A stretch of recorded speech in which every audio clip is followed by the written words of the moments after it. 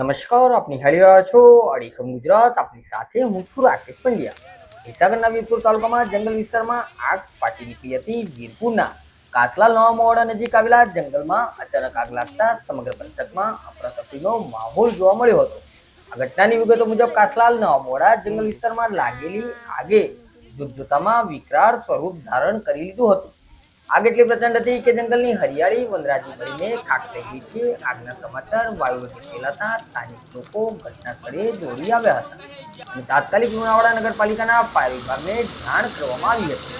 સ્થાનિકોની જાણ બાદ લુણાવાડા ફાયર ટીમની એક ગાડી તાત્કાલિક ઘટના સ્થળે પહોંચી ગઈ હતી. ફાયર ફાઈટરો દ્વારા સતત પાણીનો મારો ચલાવીને આગને કાબૂમાં લેવાના પ્રયાસો હાથ ધરાયા હતા.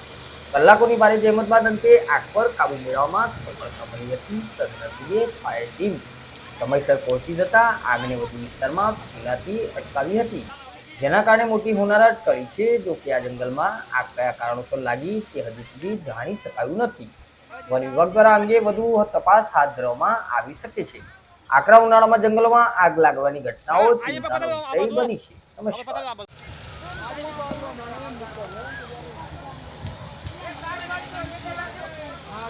ઓય લાગે ને છે અહીં બોલાય ને ઓ ભાઈ ઓ સાહેબ નીચે લાગે આ લાગે અહીંયા હા જેમ કવર કરતા કરતા હવે એકદમ પાઇપ થઈ તો પહોંચવાની નહીં ગાડી ફેરવી ગઈ. હા એટલે જ ને આ પૂરું કરી દઈએ પછી તઈ જતા રહીએ.